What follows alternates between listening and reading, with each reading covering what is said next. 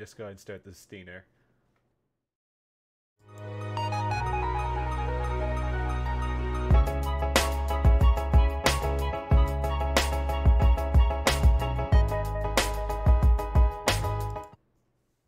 Hello and welcome to the latest edition of Anime Review.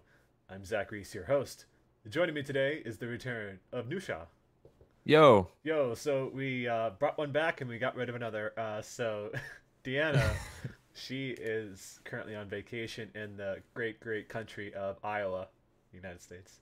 And so, it may not be as exotic as where you went, Nusha, for almost 2 weeks there. So tell me, how was the trip to Thailand? It was great. It was very hectic, but it was fun. Of course, we don't speak like a lick of the language, and so Oh, cab rides and stuff were kind of stressful. It took us like about 2 hours to find our first B&B when we got there. oh my God, Uh, why? just because like directions and the language barrier wasn't there, and we got lost a little. But aside from that, like we did a lot of really cool stuff. Like we hiked this place called Monkey Hill, and I got to like meet a bunch of monkeys and feed them and take a bunch of photos. And As you do. we like went. Did you take a We went monkey with to. you? I wish I would have killed to take a monkey home with me. Oh I yeah, took a bunch of just photos though. start a spree just so you can take a damn monkey. It's like, okay, fine. Uh, Yeah, it was fun. We also went to like an elephant sanctuary and we got to like feed them and bathe them, and it was super cool. yeah, that Despite having to sleep at an airport for 2 days to get back home. yeah. You mentioned before in a private chat that your uh, plane was delayed to a point that you couldn't easily take another one for quite some time, so you had to take a different flight to go to Dubai instead. Yeah, well, like there was an accident in Manila where we were going to have our connecting flight, and so their main runway was shut down, and we wouldn't have been able to get back for like another week. And so we were like, all right, let's just take the loss and go to Dubai and then go home from there. Did they compensate you at all for that? We're still in the middle of debating that. Debating what? That you're supposed to be compensated or not? Like, I would imagine so, because Yeah, we still have to call and like yell at them a little bit because technically we canceled even though they kept pushing our flight back and back and back. So, we had no choice. Of course, he had to get to work and all, so it's not like they I could really. know. That's, I mean, that people I know have been compensated for having to do that themselves. So yeah, I think you should. But then again, when's the next time you're gonna take a flight on their airplane? So on one of those. Yeah. Yeah. So, but hopefully, it sounds like you had a great time though. I imagine Yeah, a lot of fun. if I ever went to a different country, I'd probably want to know somebody there so that I could get around that so-called language barrier. Uh, Mhm. but that sounds awesome, and it's great to have you back, so that we can finally get back into discussing anime. Yeah, Uh, there was a lot I had to watch this week. yeah, you had a lot to catch up. At least 2 episodes a show, some even three.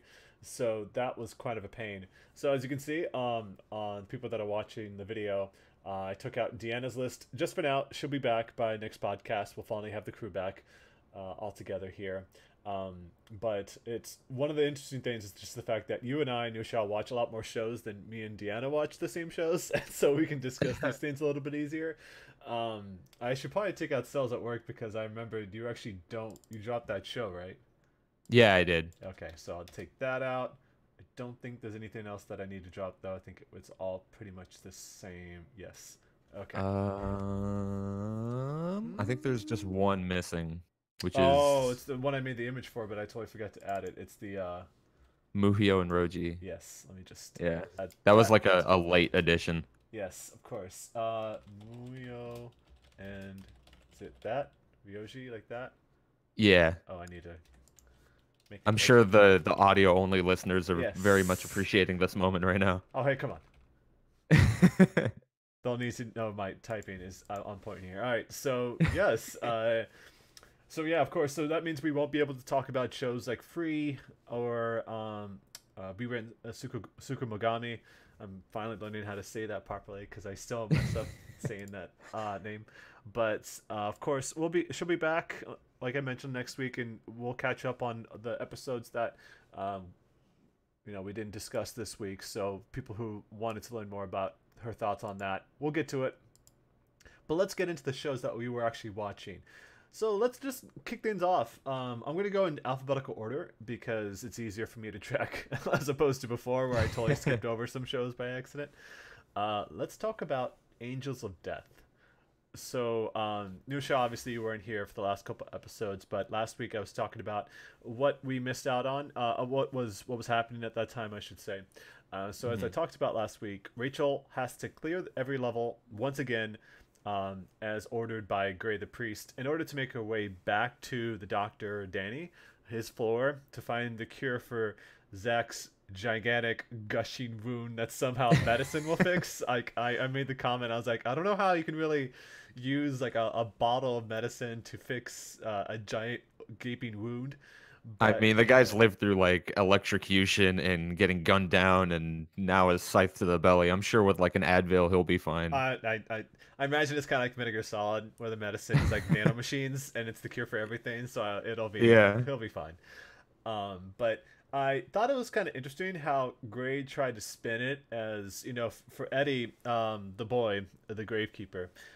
He tried to spin a little bit as Eddie given the bodies he buried as a compassionate gesture, despite him being the one who would typically dispatch them and bury them because he would consider it property. So you can already kind of see that Gray has got an interesting perspective on a lot of these things. Like he found like the pureness and the killers that he had, as opposed to Rachel, who's like this monster that he just doesn't understand. At least that's what he kind of alludes to when he found out about what was going on. I also found out hands are very juicy. Like we should step on it, it's like whoosh, and something like just screaming. I thought it was kind of like I didn't know if I could really take that part seriously that much because I thought it was kind of goofy a little bit. It's like Yeah. just step on the hand, squish. It's like a Mario Party mini game. Oh my god! Yeah, just as many people. It's like that old arcade game where you have to smash like the alligators with a hammer. Yeah. Just high score in the background. So yeah, well, I have plenty of other thoughts about what happened during this episode, but I want to hear more about what you thought of it, Usha, since you got to catch up. Yeah, yeah. It's interesting that you mentioned like Gray's like hypocritical attitude and Mm-hmm. his contradictions because we kind of see that in Rachel in this episode too, where she's like this woman of God and she only wants to be killed by Zach because she doesn't want to commit suicide because that's wrong in the eyes of God. And yet here she is mowing down people with like a machine gun because it serves her Yeah. purpose. And so like of course these are all murderers. These are all people who are a little messed up in the head, and so naturally they're going to have flaws and contradictions like that. And so it's interesting that you also mentioned Gray's contradictions, even though he's like a priest and supposedly like a man of faith. Yes. Looks for the good in people, and Yeah. helps people that are in need of it. So there was a lot of things going on in this episode, and it was weird because I'm still trying to get to know Zach as a character, because he looked like a real asshole in this episode. I mean, I get it. He was obviously his foster parents were highly abusive and killed people that he knew and everything. But he's going through this path where he's killing indiscriminately. He has this chill that he talks about. Like he gets found by a blind old man, who brings him back to try to give him some shelter and says, I'm lonely, so you can stay with me as long as you need to, and that's all I want is just your company. So during this period when he stays overnight, it seemed like it was only just for a night. That he has this chill that he decides to go outside to try to figure out what the problem is. I get the feeling that was just the urge to kill is the chill that he has. But there's this old like drunken man who bumps into him, and he's like, "Oh, sorry," and then he just keeps moving. He just turns around and stabs him in the back. Like, he makes the comment later that it's because people like you that are happy make people like me into monsters. And I was like, what did this drunk man do? He didn't seem like he was clearly trying to drink away his problems, so I don't imagine how happy he was. But apparently Zach's backstory wasn't shown much in the game, kind of like Eddie. I imagine, though, just like Eddie, that they explain it better in the manga, though, as the rest of the characters have been better explained as well. So, I think overall, based on that whole experience, though, I'm a little bothered. And actually, I actually forgot to bring up the image for this episode. Here we go. Yeah, that's people are. This is not for the audio podcast, but on the video, I have a shot of Zach sleeping in the car that he just murdered a lady for. But I'm a little bothered because there's no one really to root for here. So we'll have to see how the rest of the story fares. But yeah, everyone's just turning into pretty demented criminal, and I probably shouldn't be surprised about that. This is a pretty dark show. What did you think? Yeah, it's interesting because like I think that's how the show started, and I think that kind of turned me off from it. It was very dark and kind of like edgy and Yeah. just kind of just very self-indulgent in like its very dark and horrific tone. And then like they had a couple episodes where it kind of lightened up and like you got to see like the dynamic between Ray and Zach and they were like joking and cracking one-liners and just you got to see them play off each other and I really appreciated that, but it seems like we're delving back into like the tone of the first few episodes that kind of lost me.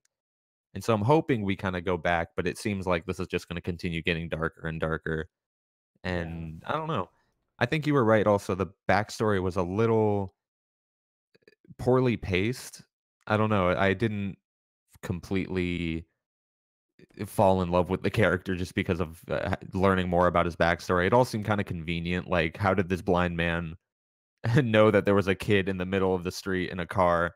And he just Yeah. walks up and knocks on the window and he's like, "Hey, is there a kid in there?" Yeah. It's It's like it just didn't really work. I don't know. It was a little weird, and I'm hoping there's more to flesh out Zach because I feel like this wasn't enough to justify no, what he had. absolutely not. And it's kind of hard to understand what exactly his motivations are because just saying like I hate people being happy, and the only reason he killed that lady is because she reminded him of a lady that appeared in a movie that his foster parents saw that was killed by a slasher, by the serial killer.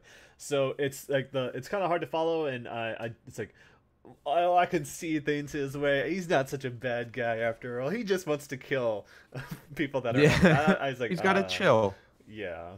But once I imagine once he's actually back in this, and they're not just having flashbacks, that he's actually like the adult version of Zach.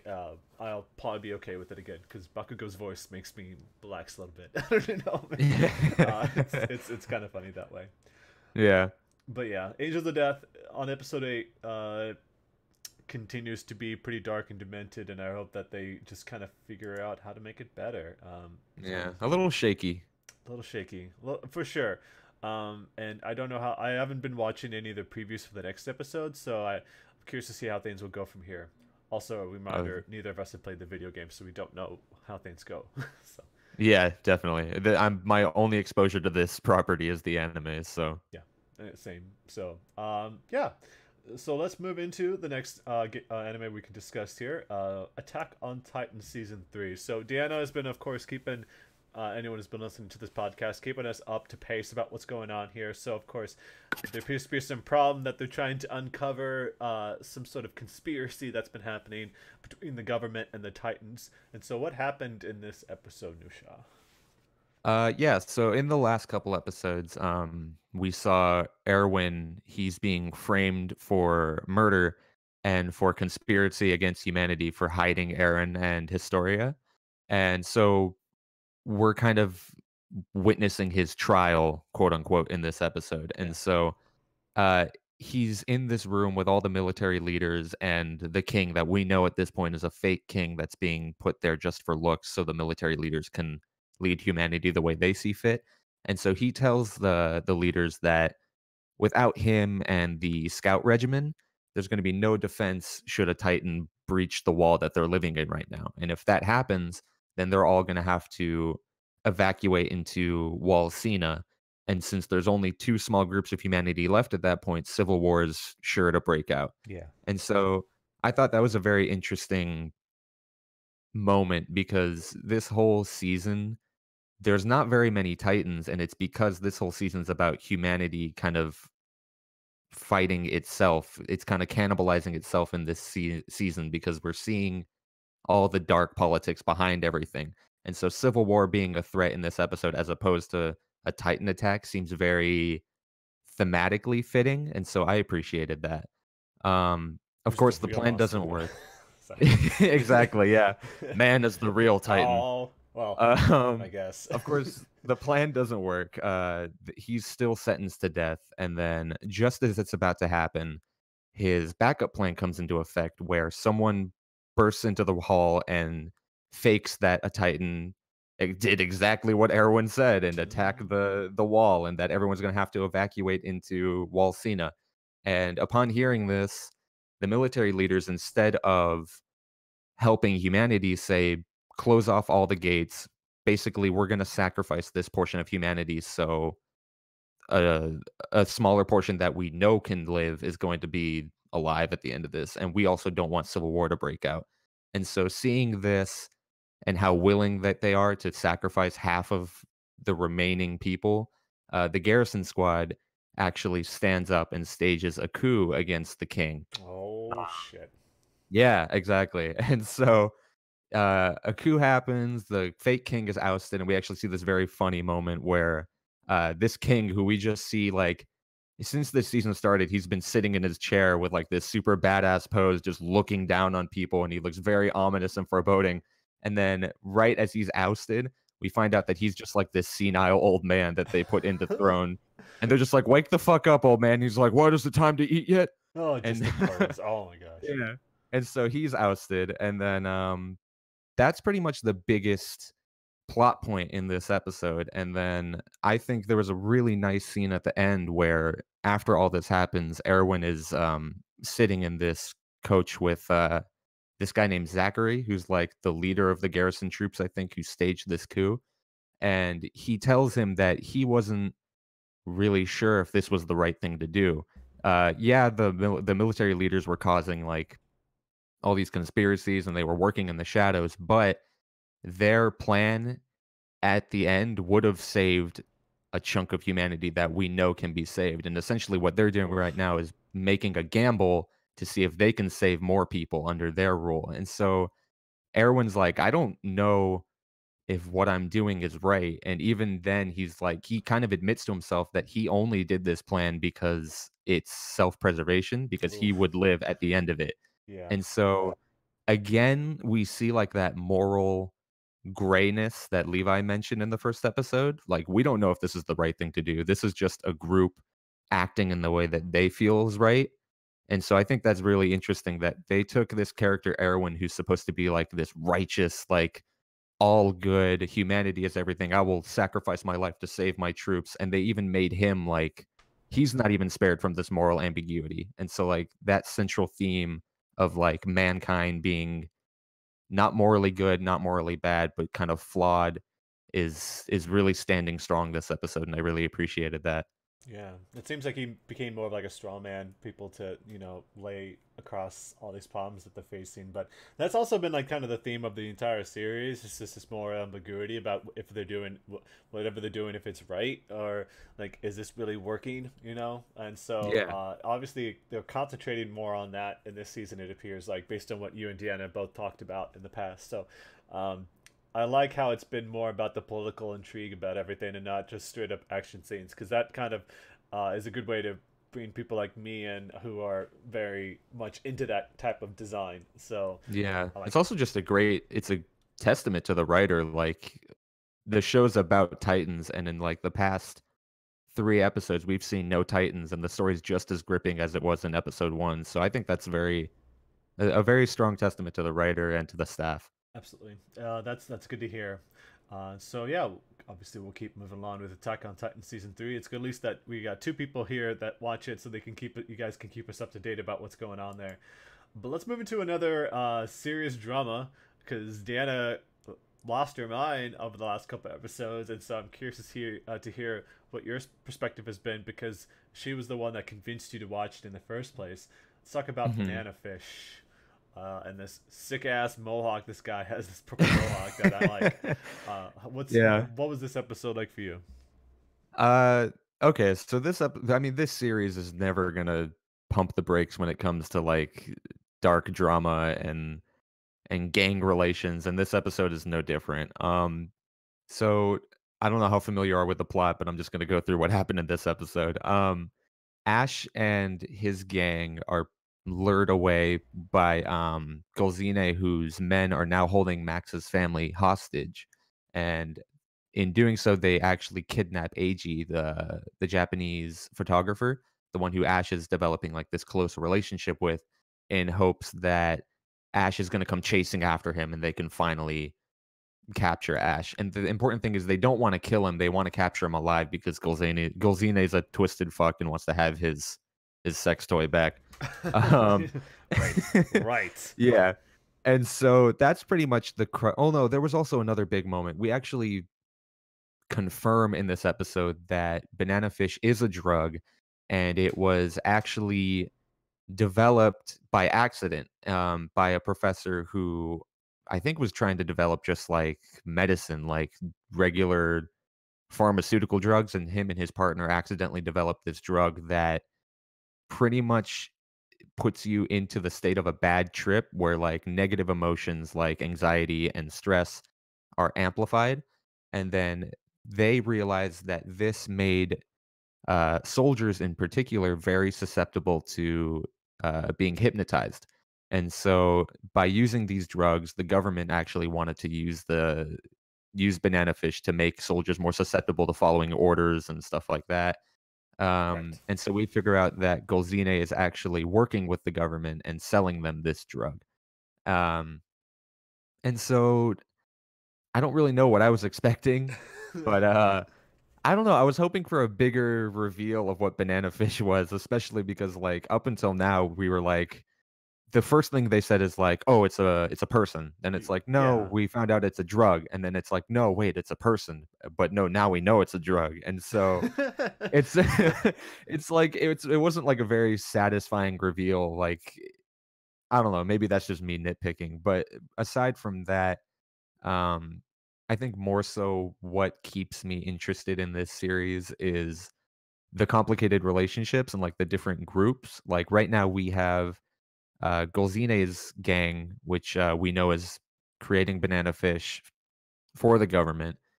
We have Ash's gang, who's just trying to uh, discover like this conspiracy and who are also trying to avenge Grith's death.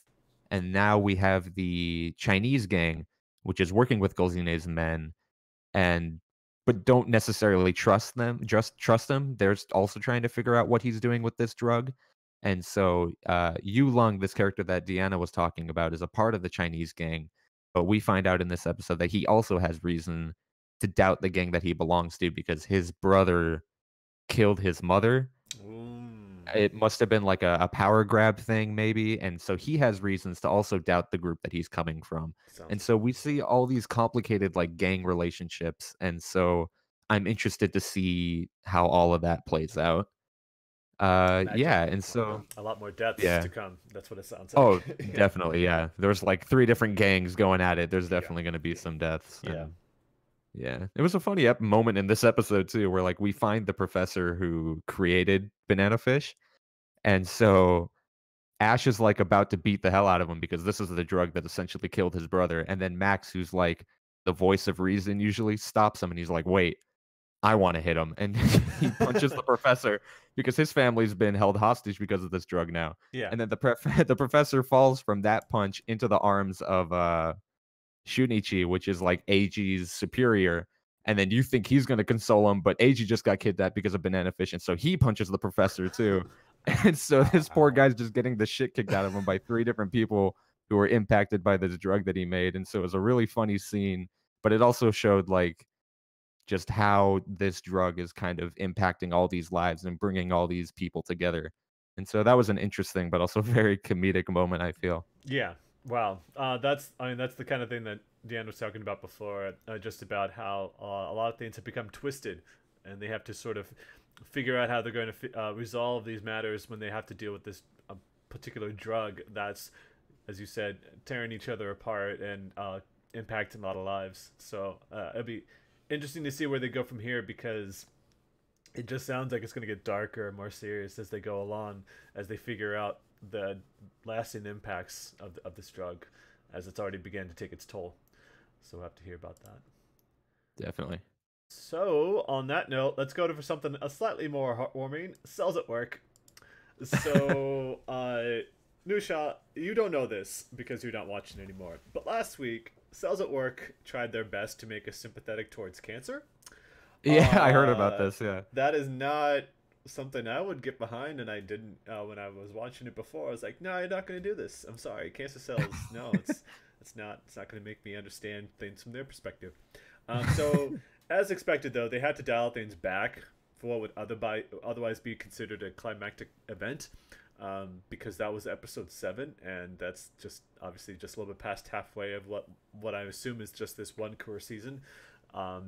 So for this episode, we learned about blood circulation, and as such, red blood cell. She was the focal point of the episode, along with the other red blood cells everywhere else. And so she comes across like this group of rookies that, of course, just became red blood cells, and she's determined not to get lost again. But being who she is, it's impossible. And as such, we learn about the flood, how blood flows through the body, and eventually how blood is pumped through the heart, through the pulmonary valves and the ventricles, and so on and so forth. So clearly this is meant to be part of her charm, that she's so airheaded, but really with so many other people around, she could just follow the giant herd all assigned to the same task, because she comes to this point when this person, like, there's this little like infomercial video that they teach these people, okay, you need to go here, you need to go here and here and here, pass off the carbon dioxide, take the oxygen, and continue on. And so she just really has to follow the person in front of her, and she would have been fine. But it was kind of funny because White Blood Cell was so concerned about her safety that he followed her around like a guardian angel, even if it meant being treated like some stalker. And so she kept like, she lost her hat, so he found her hat. Her notepad flew off in a direction, and then it suddenly came flying back towards her, and she was confused about that. It's because he just kind of chucked it back at her, and protecting her from all this bacteria and germs and things like that. So it was kind of a pretty funny episode, all things considered. I had a good time with it. But yeah, once again, it just continues to show that this is a show that's made up of the characters itself.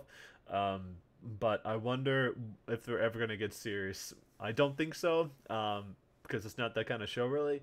But for what it's worth, I am a fan of Red Blood Cell and White Blood Cell, so I'm okay with more episodes about them. And they had more platelets, too, so that was also good. Oh yeah, the platelets finally made a show again. Yes, I know you guys were waiting like with bated breath for more of that character. Oh yeah, they were there last week too. Their cheeks got poked. During the cancer episode? Yes. They just for a brief second there, as they were trying to they didn't understand what was going on. They appeared again in this episode. It's because they needed help from White Blood Cells, so they climbed on top of them and had to help him like pull up this post. Like, I can't reach. Can you put that up? I was like, here you go. Oh, thank you. It was pretty adorable. That's what really makes the show is these two blood cells and the platelets. But I wonder if we're getting introduced to anybody else. I already missed NK, so I hope they bring her back. She was the best character. Yeah, so that's what we got from that, and I'll talk about another show I've been watching, GeGeGe no Kitaro. So this show, anyone who's not watching the video, new show, you can see it though. I just love the look of this episode, because they really emulated the style of the old content of the old source material. So in this episode, it's set on this tourist trap of an island where there's this legend that people want to keep quiet, because it turns out the island used to be this small fishing village, but it was haunted by a yokai called GeGeGe. And it says that whoever kills GeGeGe turns into one themselves. And so it's just like this gigantic monster that's about the size of the island itself. And so it can cause all this crazy destruction. It was sealed away until these pair of people that were running this supernatural TV show, not supernatural, but a TV show that's about supernatural events. And Ratman, of course, shows up to try to help them figure out what's going on this island here. And so one of the actors, who's very full of himself, decides to just go ahead and unearth this yokai and bring his spirit back out, and ends up destroying half of the island there. And so as Kitaro, the boy, is told about what's going on here, they cut to this, and this is like right after Kitaro defeats GeGeGe. This boy whose grandpa told him as he was going about the legend of the GeGeGe, he relates the message to Kitaro, and then they cut to this like very dark shadow. Like they really laid into the stylistic side of things, where the budget kind of, they put more money into this episode than they have in recent episodes. There's like these plenty of like harsh black lines and heavy shadowing to give the scenes a lot of weight. It's like I said, it's kind of similar to the art style of the original comics here. But yeah, even from the shot that I took here, it's like they really went at it, and it's great. In motion, it's also pretty fantastic. Like everyone's got like these heavy dark shadows on them. It's pretty incredible. Um, the crazy thing about this is that because, as I mentioned before, whoever kills the Gyuki turns into one themselves.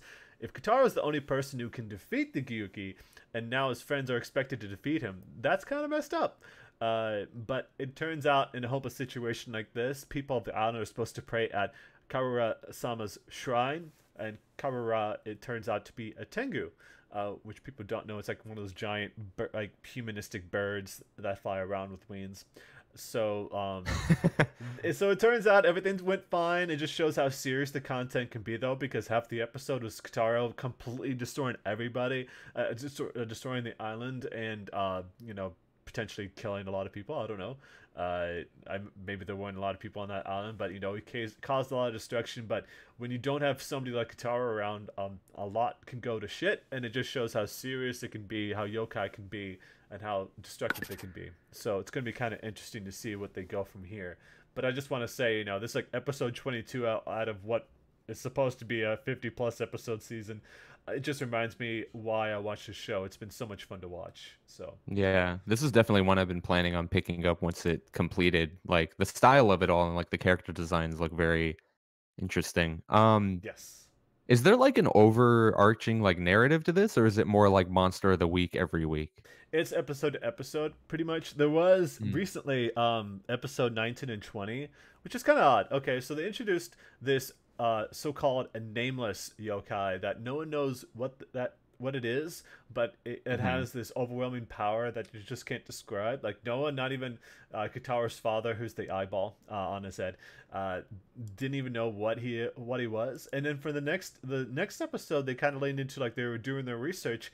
There was no mention at all of this episode. Neither was it in episode 21. So I don't know if it's just that they're trying to like dance around this a little bit here, but for what it's worth, yeah, like I've not seen any of GeGeGe no Kitaro before this season came out, and I'm still having a great time with it. Like I already kind of, they really catch you up to speed about who these characters are, the type of people they are, what their relationships are like. Like Cat Chick is very tsundere, so like really likes Kitaro but doesn't want him to know it. But she tries her hardest to get him to know, get him to notice her. So I thought that it's kind of endearing at times. And Mana is a great new character.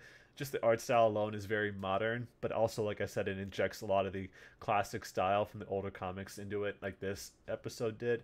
So I definitely highly recommend it if people want like supernatural stuff. And for a kid show, pretty serious stuff here. People getting eaten alive, it's pretty dramatic, which I like. So it balances the comedy with the drama pretty well, and so I can't say enough good things about it. Noted. I'll definitely start it once a couple more episodes come out, I think. Yeah, I think that's for the best. You already watched checking out another supernatural show, which we'll get to in a bit. Yeah.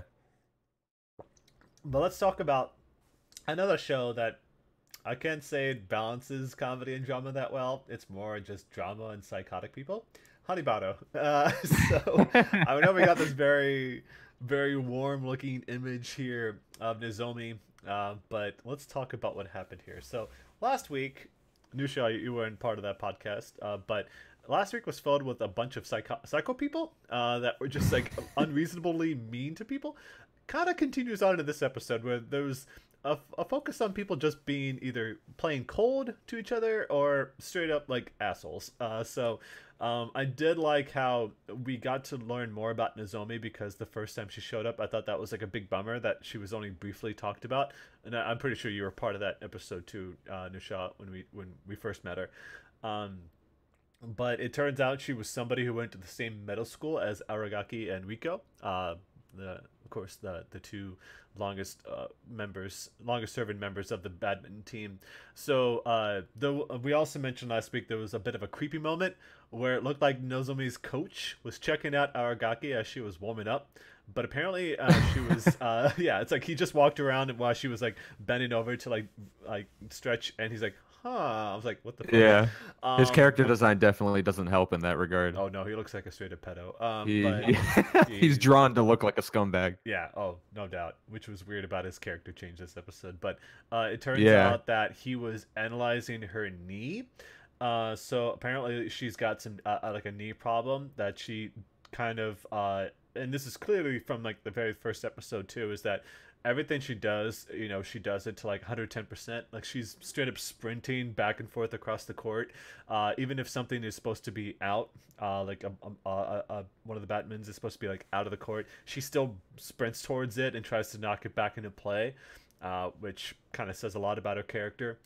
But I didn't really get for a part. It's like, if Aragaki's knee is messed up, why doesn't she have it taped, at least with like some athletic tape? Because that won't mess with her mobility or her speed. The extra support will actually make a world of difference in how well she performs. But she's just out there with her bare knees and just like taking all the brunt of the damage to it. So they made the comments that don't know how long her athletic career will go because of that. And I'm like, why is she wearing at least like a brace or something like that? Tape won't do anything to the mobility. It just will help you. It's a support. Yeah. So I didn't really get that at all. But what do you think about this episode though, Nusha? I think this was definitely one of the strongest ones we've seen so far Great for looking. this series. Oh, it was amazing. Yeah, like they really dialed up the hype factor with like the crazy animation. Like we got a couple more tracks that I don't think we've heard before No. from the OST, and it sounded amazing. And like they even did like a bunch of rotoscoping, and so the movement and everything was very kinetic and just very satisfying. And then I think something that sets apart a good sports anime typically will be not just the games, but like the conflict between characters during those games. Yeah. And I think we definitely saw that not just with Nagisa and Nozomi, but with the two coaches as well. So like we see the two players playing, and then we see two different play styles. Like we see Nagisa who almost like unapologetically plays the badminton she likes to play. Yes. And she's no longer scared of losing. She just wants to play the way she wants to play. And this is something we saw her learn in the first couple episodes when she plays with the coach. And then after her crushing loss against Ayano, that kind of had her shaking and not really playing with as much confidence. And so it was nice to see that carry over. And then we also see Nozomi, who, on the other hand, plays just kind of not to lose. Like she willingly lets someone control how she plays and her every movement. And it doesn't really look like she's enjoying the sport. And in fact, we see that she feels very guilty because she was picked over Nagisa, even though she was clearly the weaker player. And in reality, she was probably picked because she was a more rounded out player, one Uh, without really any like strengths or weaknesses, and someone who was more like malleable, someone who like that yeah. coach could more willingly like treat like Control. a doll. Yeah, That's exactly. exactly what I thought too. Yeah. And so not only that, like I mentioned before, like the two coaches also like I'm saying like a lot, I'm sorry. No. Uh, the two coaches also have this dynamic between the two of them where Nagisa's coach doesn't really try to stop her from playing the way she wants to play.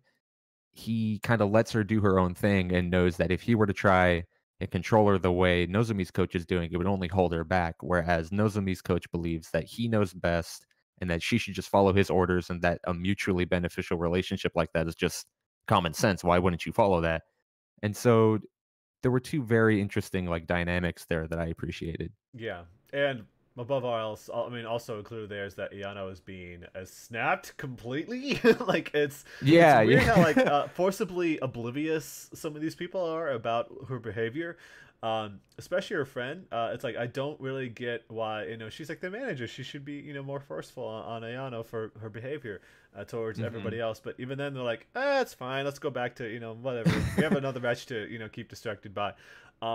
So but be that as it may, despite the fact that Ayana's been really mean to a lot of people and her behavior is just kind of almost like cartoony, like how when she showed back up in the match and just like laid down on the seats, like maybe she's okay. It's like Yeah. She eh. made a complete heel turn this episode. Like Yeah. she's like sitting like a delinquent and like calling everyone weaklings and Yeah, but I I think that's definitely gonna play off when eventually Nagisa's gonna have to face against her and their two mindsets are gonna clash. So I'm really looking forward to that. it makes me also kind of fascinated to see the match between Ayano and Connie, who still can't figure out the Yeah. Japanese transportation system, but which I thought was funny. We kind of saw their roles reverse. Like Connie is Yes. now like the one I'm rooting for, and Ayano's the one who's become more like sadistic, and she's like using the sport to bully people now. Yeah, like both Ayano and Nozomi, like I kept feeling so bad for the people that they beat, because they got treated like crap. Like, I wish I could have gone further than this. And Nozomi's like, you know, you get like it Limp was like a handshake. yeah no yeah it was like a little like a slap. Yeah. But even in the back of her mind, you could kind of tell Nozomi was like, well, I guess anyway, sign my name here. I guess like she Yeah. felt like you could see like a tinge of guilt for what she did, but she knew that she had to keep the face going. But even then, like as you mentioned before, it's that the coach was able to rub off on Aragaki and change her attitude, and Aragaki was able to do the same to Nozomi, and so I wonder how that'll continue on. It'd be kind of Yeah. interesting because I think I'm still 100% behind Aragaki. That's the person I know I can root for and not feel guilty about, because even if she was kind of mean at the start of it, you could tell at that time that she was just taking out her anger because they talked about it actually in the first episode too. So it's like, oh, okay, that makes some Yeah. sense then. In She's this definitely like case, the stronger protagonist, I feel. yeah, we still don't know where Ayano's mom went, because a few episodes ago she showed up at the end and just said, "Hey, do you know where she's Yeah. at?" And then we haven't seen any sign of her at all since then. So I don't know. She's just like, maybe she's hiding inside of one of the gym bags and just waited to pop out. I don't know. That's what she does, Zach. She leaves. I know. I don't get it. Like, I would have liked at least that they would have, like, her mom would have noticed Ayano's behavior, like in the corner of her eye, being, the way she is. But I don't know. Hmm. It's kind of bizarre. But still, Hanabado remains to be one of the best shows of the season. And insane animation showing off how like shredded Aragaki is, like her muscles like Oh, popping out of her dude. skin. Like, oh my god, the veins. Yeah. Every muscle was like outlined instead of being like hinted at.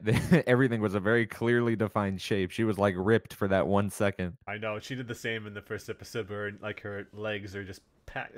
It's the thing where it's funny, like the coach said, just try to compensate for the fact that your knee is messing up. She's like, I'm just gonna knock the shit out of this badminton with all my strength. Like, she's gonna use her power as her advantage, and clearly that helps, because she kept like smashing that ball like really hard right Hmm. into Nozomi and almost maybe broke her racket. I don't know. It was pretty amazing. So. Yeah, I like that they're differentiating their play styles now. Like we see Nagisa's like all about power, and we see Ayano's all about just defense, defense, defense, because she just wants to play longer. That's kind of what it was in that tournament too, and I think that's what Aragaki is going to have to like once again adjust for, because yeah, she was constantly using her power, but she was also uh, breaking speed just to get across the court. So I wonder if she'll like try to dial it back while remaining her powerful self. So she's definitely a Hmm. better player. Ayano even acknowledged the fact that she's a lot better than she used to be. So that'll be Yeah. interesting. I imagine Connie's gotten better too, but that's going to be kind of crazy to see. So let's move into another show here that we've got, High Score Girl. Now, we weren't able to talk about the previous episode, episode 6, because it wasn't subtitled in time for our podcast last week. So we're going to talk about episode 6 and 7, which is good for you, Nusha, because I think that just means you're an episode behind rather than 2 from what we were at. So yeah, since I've been doing a lot of the talking here, how about you set this up about this episode? Yeah, okay. I'm a little vague on episode 6 because I watched that like early in the week. But That's 7 a I just watched yesterday. yeah. It's just to make sure that this is the episode right after Ono's comeback. So Yeah, yeah. So yeah, that's pretty much the big plot point here is that Ono's finally returned. Haruo's been practicing Street Fighter this entire time because he dreams of finally having his rival back, and now that she's finally here, for some reason, unbeknownst to us, she doesn't want to play with him anymore. Like, we see her get up from the machine as soon as he sits down, and she's being very cold and coy to him, and we don't really know the reason why. And then meanwhile, we have, Hidaka still trying to realize her feelings for Haruo, Oh, I and think we it's see her trying to. pretty Huh? evident. I think it's pretty evident her feelings. Yeah. Oh, yeah, definitely, but, anime, like, they'll feel it, but they won't say it until episode 47.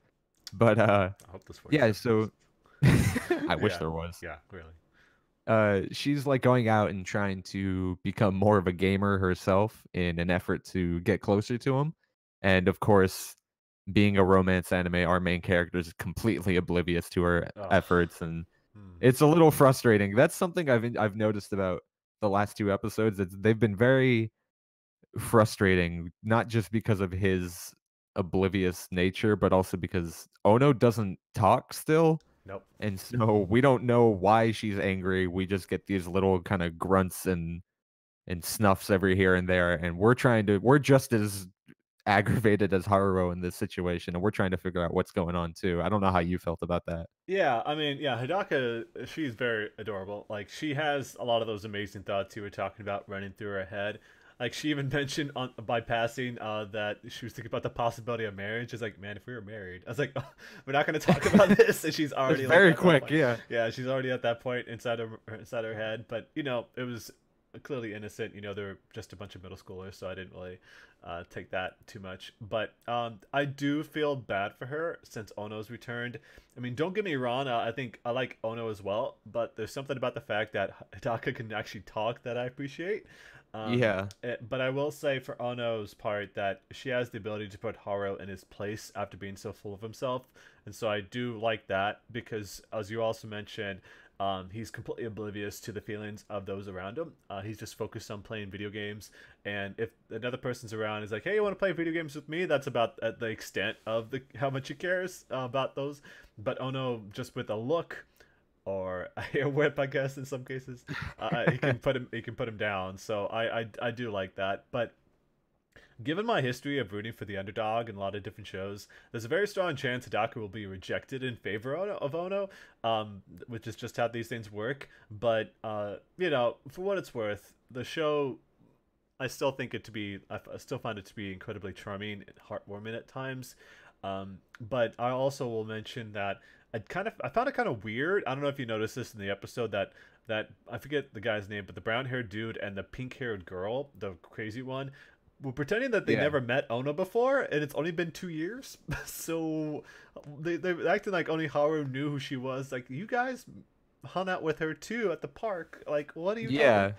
They were like, "Oh, it's that girl. Do you remember her?" And it's like, "You were infatuated with her for like 3 or 4 episodes there." Yeah, and they all met her. Like, she was around. Like, a lot of the same people were met her in elementary school. So I didn't really understand what was going on there. That was kind of confusing. But once Mhm. again, I really like Hidaka. She's so uh you know innocent and pure-hearted. Just like for example, she bought Final Fight for the Super Nintendo, thinking that she would be able to invite Haru over to play a game or two with her. And I even knew it at the time when she said that. I'm like, oh honey, that's a single player game. You can't play co-op on that one. I knew that because I found out that way. You have to buy the Sega Genesis. But yeah, I thought that was pretty great, and so continues to be one of the more lighter, more entertaining shows of the season too. So back to back, Definitely.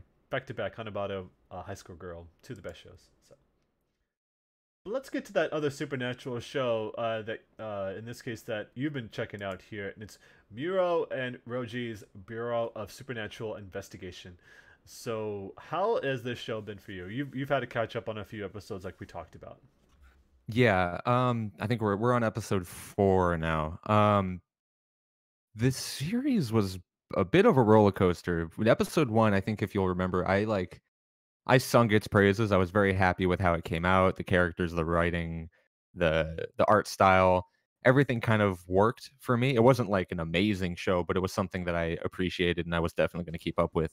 Episodes 2 and 3 were not good. Oh boy. They Yeah, it kind of took this I mean, I'm sure this is something everyone expects when they watch a series like this, like the Supernatural, kind of like Kitaro, like you were mentioning. It's very monster of the week, but these last 2 episodes, they kind of took a weird approach with it, where there were like 2 stories in 1 episode, and so it was very weirdly paced. Everything was very quick. Stuff just kind of happened. Something that I mentioned when I talked about the first episode that I was hoping they didn't do was there was this recycled shot of Muhyo using his book to shoot off like a spell, and they used that same canned shot like 3 times. Oh boy. And if I took a shot every time they reused that shot in the last 2 episodes, I would be in the hospital right now. Oh God. It just over and over and over, and I got so tired of it, and I was ready to drop the show, but this week's episode, they took a shift. They started focusing on, like, the grander narrative behind it all. Um, so instead of focusing on, like, a monster of the week, this time we learned that Roji, the tall blonde one who's kind of like an apprentice to Muhyo, who's like this prodigy idol, uh magic lawyer. He's kinda like the youngest one in existence. I guess the magic Yeah, they're lawyers. called magical lawyers. Okay. Um, and so we find out that Roji's actually in line for a promotion, and so they go to this, like, hidden area in the mountains where, there's a school for people who wanna practice this kind of, like, supernatural law. And so we learn here we're introduced to a few more main characters that are gonna be, like, returning characters if the opening has anything to hint us towards. And we learn that there's this character called Enchu, who was previously a classmate with, Muhyo, who actually idolized him and fell in love with him, and then he wanted to become a magical lawyer very quickly because his parents were sick, and so he was trying to raise money to help them. Right. And so we don't really know what happened to him. We just know that he kind of went rogue. Like he's just like whenever you see him, he's just like his eyes are covered. He's covered in this dark aura. We just know that he's distanced himself and separated himself from this society of like magical law. And so he's definitely being geared up to be the main antagonist. And so yeah, we're kind of being more exposed to that grander narrative behind it all. Something I thought that was pretty interesting was we're already getting a bit of characterization for Roji. So we see Roji as this guy who he's very happy, very bubbly. He's like the apprentice to this prodigy lawyer. But we learn that he's very self-conscious about his own abilities. We see in multiple episodes now that he has made decisions that have put himself and Muhyo and their clients even in danger. And so we see that he is also rushing out to become a lawyer like Muhyo so he can be respected by him. And so we're kind of seeing already parallels between him and this character Enshu, who was trying to become a lawyer very quickly for different reasons, and who also idolized Muhyo for the same reasons. And so I'm interested to see the more parallels that they play off between Roji and this main antagonist that we're getting set up. Uh, so that was a very interesting moment, but Yeah. the episode itself didn't really inform us of much. It informed us of a lot, but not much really happened. It was more of just like a big exposition dump, and so I'm hoping after this, there's gonna be more stakes, there's gonna be more battles, there's gonna be more animated moments because this was just kind of a lot of talking and maybe 1 or 2 good character moments, but aside from that, it seemed like a very empty episode, and I'm hoping this doesn't continue as a trend for the rest of the series. Yeah, as you mentioned, don't keep repeating old animation frames, please. Oh god, I Yeah. know there are a few shows that do that for the first few episodes, and then they kinda come into their own, and I'm hoping this is a case like that, but we'll see, I don't know. Yeah. No, all the best for that, because you shouldn't have that right away at the start of a season. I think Yeah. Dragon Ball Super had that problem too, but that show goes on for hundreds of episodes, so I kind of understood it. Mhm. Let's move into before I like to save My Hero Academia for last, so we'll just wait for that. Let's talk about another show you've been watching here. Actually, you've got the last 2 shows here before Academia. Let's talk about Planet With. So once again, this is the only the show that you're the only person that's watching it amongst us three. How was the last couple episodes for you then? Last couple episodes, have been par of the course, really, except for this week's episode. This one was kind of special. Without getting too summary driven, we basically see our main character defeat the leader of these paladins, these humans with those mechs that have been going out and fighting these creatures. And so we're kind of led to believe that the battle's kind of over, everyone's kind of winding down, everything looks like it's going to close out clean. But of course, this is only episode 7, and we know that this anime has more episodes to come, so we know that there's going to be more. So, what we've known so far up until this point was that our main character was from a planet called Sirius, and then that was destroyed by this dragon, and then this anthropomorphic cat from an organization called Nebula Right. saves him and takes him to Earth. And we know that Nebula is like this governing force in the universe that tries to promote peace and love over war and colonization, and that they're split into two factions. There's a sealing faction that wants to forcibly stop races that are evolving too quickly so they can curb their desire for war and expansion. And then there's a pacifist faction that believes it's not their place to seal races' evolution, but instead teach them how to use their new technology and their new gifts to promote peace instead of war and expansion. And so this episode kind of set up what I feel is going to be the big final conflict. We hear or we learn that Sirius, the planet that our main character is from, was actually a planet of psychics that use their powers to forcibly conquer other planets, and that the dragon that destroyed them was actually a member of Nebula, the same organization that that anthropomorphic cat that houses our main character is from, and that he Ooh. saw exactly, yeah.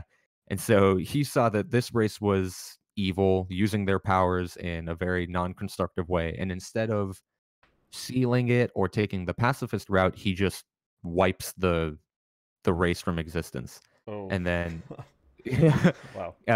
of course, Kuroi is the only one that lives. And then Sensei the cat takes Kuroi and basically tells the dragon that I'm going to raise this kid and I'm going to teach him love and peace over war and violence. And I'm going to prove that you were wrong to wipe out this race. And of course, before he can convince the dragon that what he did was wrong, the rest of Nebula shows up and basically imprison him. He's sentenced to like space jail, essentially. Uh, and so now what we see is that the Sealing faction is on Earth and that they've discovered that humanity is actually evolving in the same way that the Sirius people have evolved. They're developing psychic powers as well. And that's how these people are getting their mechs and their crazy powers, is because mankind is evolving in very much the same way these crazy war driven people were, and that they plan on doing what they didn't do with Sirius and stopping their growth. And so basically, the Sealing faction calls out for war against the pacifist faction that believes Earth should be left to grow as it will, and that they should instead be taught how to adopt peace and love and that kind of stuff. Of course. Um, All the so good-hearted that's the survive. big plot Yeah. dump. Yes. That's like kind of the big plot moment for this episode. And I thought, genuinely, I thought this was one of the stronger episodes of this work because I feel like every time this series is hitting a rut with its story, it kind of takes a very sharp left turn, and that's something I appreciate. I was kind of getting tired of the mech battle and the humans who were trying to take over Earth, and right as I was getting tired of that, they close out that arc, and now we're getting into this much more thematically relevant arc because now we're left to ask whether or not the Sealing faction is right or wrong because we've seen what happens when mankind has developed these psychic powers. We get the character that was just defeated in the last episode who was trying to take over the world and impose his philosophy on everyone. And so we saw firsthand what happens when these people develop the powers they develop. And so we don't really know who's in the right here. And so I think that's what makes for a good conflict is that you can kind of see the mentality of both sides. And so I'm hoping that that continues because it seems like this is going to be the central question that the series tries to answer is should mankind's evolution be curbed or should we learn how to use our tools better? And so I'm hoping that they do a good job of answering that question. Kind of reminds me a Uh, little bit of like Patlabor or something like that. That's the same as trying to understand the technology that might one day turn against us. So I thought that's kind of exactly. fascinating. Yeah. It's a very interesting premise, like how dark mankind can be if left to their own devices, which is very deceptive considering how colorful and bright this show is. Yeah. Um, The way images you showed before, it's kind of I wouldn't say misleading, but it subverts those expectations a little bit. Definitely, yeah. Last thing I kind of appreciated before we move on to the next show, I mentioned, I think last time I talked about this series that when the main character or the main villain's plan gets out that he's trying to take over the world and like impose his law over everyone that he governs. There were two paladins that actually left and said, "This isn't what I signed up for, so I'm going to go." And now that the Sealing faction is back, we see that these two humans have actually joined the Sealing faction. They believe, because they experienced firsthand what happens, that mankind's evolution should be stopped. And so it was a very interesting moment that we saw these two characters leave. And now that there's a cause that they can more readily get behind, now that we've seen them experience the other side of it, they kind of come back and now they're going to be like played up as more relevant villains. And I thought that was a very well done moment in this episode. I'm excited to see the main characters' ideological battle between the two of those. So Yeah, there's it's definitely a lot to look forward to for the rest of the episodes. yeah, you can definitely see the logic from both sides on that front. So Mhm. it's going to be like whoever loses, it's like what direction do we really want to go in? I imagine they'll play way into that too. So yes, that's you can't have a sci-fi show unless it doesn't have a lot of like government political intrigue, and I'm glad that that includes that too. So, then we'll move into the second last show that we could talk about. Let's talk about Tenru Series the Jaeger. It seems like the show over the past couple episodes, from what Deanna's talked about, we didn't catch last episode because apparently it wasn't subbed soon, like in time for our episode. But from what I heard, it's like that shows it's really getting its footing, where it didn't have much of it and to start off with. But how was this particular episode then? I would agree. Yeah, it's definitely finding its voice. I think it was getting a little too tropey in the beginning, what with like vampires and the obligatory like love interest and the brother who's returned after the clan has been slaughtered. You know, we've seen all this kind of stuff before, Yeah. but this episode really kind of evolved from what episode 1 through like 3 set up for us. And so basically the only thing that happens in this episode is that V Shipping Company, which is our main group of characters, the ones who are going out and hunting these vampires, have been ambushed by the vampires at the estate that they're living in. And so basically this episode is just one big raid and a couple of battles between the vampires. And I think one of the main complaints I had about this series the entire time was Ryoko, the girl that we actually have the image of right here. She seemed like a very forced character, kind of someone who was thrown in there just to be a love interest to Yuri because anime dictates that the main character has to have a love interest. Right. And it kind of seemed like she didn't have much substance to her besides that. But the last episode, this one and the one before it included, did a lot to kind of flesh out her character. Like, I think Deanna talked about how in the last episode, she actually took down a vampire. Like, we saw her sword Yes. fighting kind of come into play, and she kind of surprised everyone and took down a vampire. And then in this episode, we kind of see how that experience shapes her as a character. Like, her father is very protective, and after hearing what happened, he goes, "That's it. You're staying at home. You're no longer learning the sword. We're just gonna teach you how to become the rightful heir to this family. You're just gonna focus on your studies." And she kinda just tells him to shove it. She's like, "No, I've seen these creatures and I've seen what they do to people and I have like the tools to help and to stop that. And so I'm not just going to sit here and be like a pretty face and just become an heir. I'm going to do what I feel I was meant to do and protect the people that I care about." And so it seemed like a very nice moment for her character. She's no longer just the love interest. She's a character who's actually been shaped by her experiences and her interactions with the main characters here.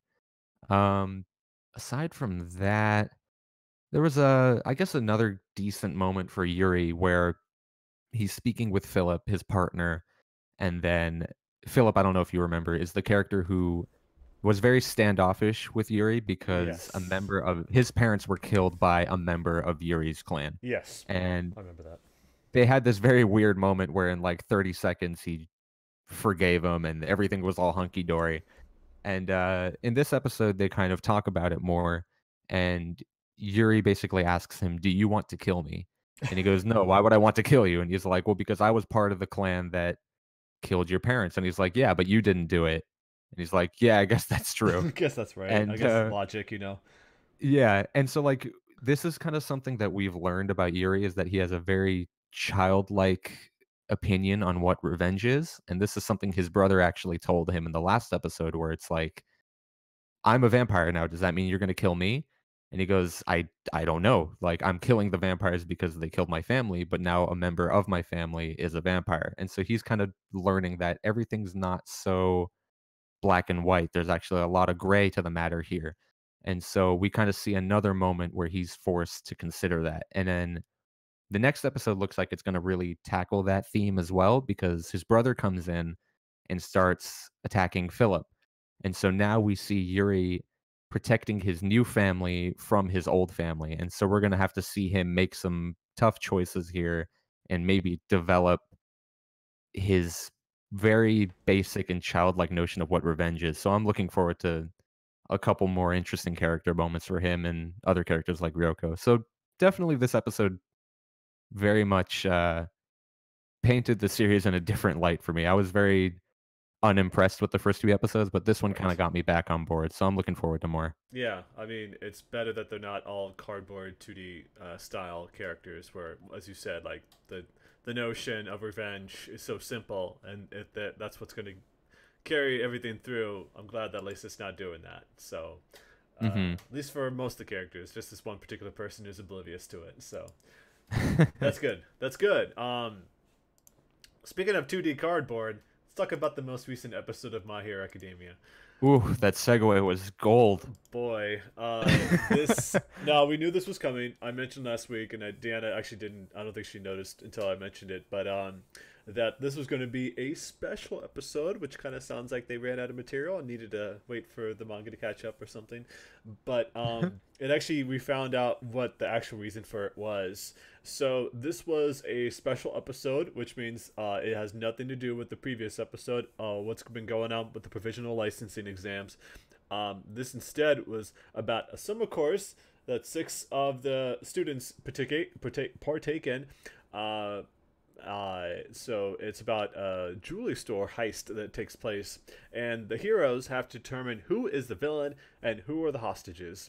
Um, so yeah, they have to basically find out, plot everything from they don't know who's actually in there, they don't know how many villains or how many hostages. They have to sort of stake things out for like a moment here, determine the best way of entering the building and subduing the villain and making sure the hostages are okay. And so from there, they kind of just go through the motions of figuring out who's good and who's not. I've got this image up of Midnight. she had a bit of a change in her look, which I thought was pretty great. And we've also got All Might as this bizarre looking, like his concept of what a villain looks like. I thought was kind of funny because it flowed over the top, but then again, so was he. So it was bizarre because so they figured out what the whole situation was. There was like this bit of a twist about there's like this romance between Midnight as the hostage, as a role as the hostage, and All Might's character as the villain. It turns out that wasn't the case at all. It's just a big misunderstanding. But because they didn't tie up All Might before he could escape, they had 0 points for the course. But I thought it was kind of funny that they wanted them to disturb the scene of a murder, for one thing. Like that would probably cause some problems there. But also, shouldn't they have failed because Bakugo blew away all the cops with the explosion? Like they all died, I think. So I think they That's would a have. good point. I think they would have done that. I did like though. Speaking of which, how Bakugo had absolutely no care about this very sentimental story about this romance between this hostage and this as villain, like she wanted him to stop, and then it was like, you know, these heroes are coming in. It's like I'm All Might's character's like, oh, I probably should kill myself because I don't want Midnight's to go the rest of her life with the shadow over her. It's like, no, this episode was really one big setup for the movie that's all set on Island. So Oh, definitely. It was a big advertisement. yes, it absolutely was. What'd you think about this episode? Uh, I'll be honest, when the episode started, I was disappointed. I'm typically not a fan of like filler Filler or non-canon stuff. I in tend the to just kind of middle of skip it. episodes like that. Yeah, Yeah. right in the middle of a very big event. Like in the last episode, we saw like Gang Orca break into this provisional license exam, and now like everyone's about to go off, and now instead of just rescuing, they're actually fighting villains, and now we're getting like this gag episode. But I don't know. I tend to be such a fan of the characters in My Hero that I'll readily ingest everything that has to do with them. And so this episode was no different. Like I very much appreciated the dumb character moments and All Might being All Might. And interestingly enough, he actually the villain outfit that you mentioned is actually the villain outfit he wore in the first movie where he pretends to be a villain to fight 1A and to, like, test them, and he wears this exact same villain uniform, and it's interesting to see that in the advertisement for the next movie, they kinda make this callback to the first one. Oh, I did not see the movie. That's probably why. Like, I had to catch up on all the shows. I actually didn't know that there was an. I thought that's this new one was the first one. So, I know I got something to watch. I guess. To Yeah. catch up on. I forget if it was a movie or, like, an OVA, but it was another, like, secondary piece of media that wasn't canon. Oh, all right. So, Yeah. but I'll be glad because I was excited to see, like you mentioned, Gain Orca because he looks like such a badass. That I was excited to see the showdown between them. But apparently, that's we got to wait until next week to ingest that. But for the most part, I mean, all things considered, pretty great week. Like I liked, despite the fact that My Hero Academia was a disappointment. The episode was it was fine. It's just that it wasn't what we wanted. Everything else is on some intriguing setup for what potentially the next episode can be. Like across the board, pretty much here, because just not on like Attack on Titan or Angels of Death, but also Hanibado, how things can go there. High Score Girl, the relationship between all three characters. So we got a lot to look forward to, and all three of us will be back. Finally, to discuss these things on the next episode of Anime Review. And so, once again, I'd like to thank News Shop for being a part of this and all you out there for listening. But catch us next week for yet another edition of Anime Review. Bye, everyone. Later.